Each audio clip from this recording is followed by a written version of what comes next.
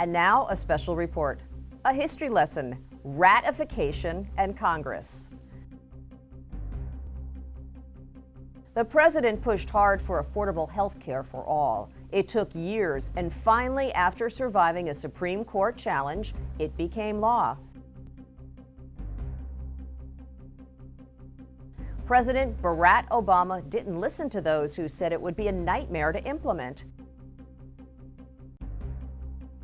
Enrollment websites kept crashing. They were designed for 50,000 visitors a day, not 250,000. Whoops. House Speaker John Bubonic didn't like the plan because it would force Congress to have the same crappy health care as their constituents.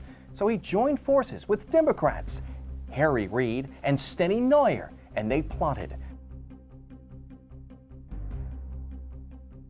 Going behind the president's back to the Office of Personnel Management to have Congress's health care subsidies reinstated. Senate Minority Leader Mitch McHunter joined in. Yes, they walk across the aisle on all fours when it benefits them. Later, Squeaker Bubonic would do a 180 and use that deal to prevent the budget from being passed, saying Congress should have the same health care as Americans. What?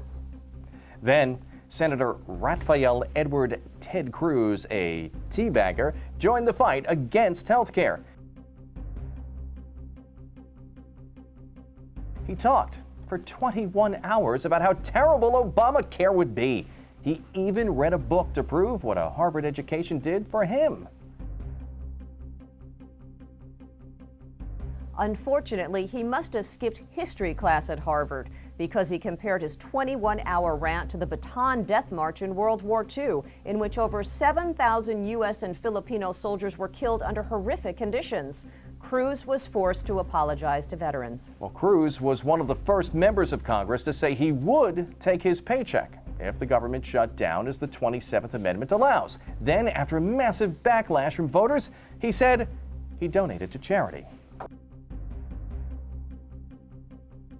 Over 250 lawmakers said they wouldn't accept or would donate their paychecks of a $174,000, their minimum wage, during the shutdown. Don't forget, almost half of congressmen are millionaires, so half can afford it. So who's taking their check? I'm proud of it.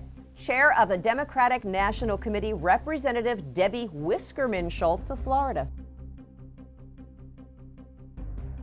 Republican Senator Rat Blunt of Missouri said the salary question was silly, and he was taking his. Iowa, well, they want their money too. Democratic Senator Tom Hardcheese and Republican Senator Charles Grasseater say as long as they were coming to work, they should get paid. Yep, that's what 800,000 federal employees said too.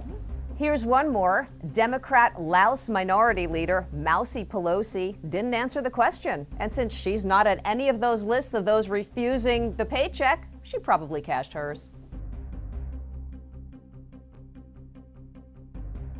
And the moral of this history lesson, Congress doesn't give a rat's ass about you.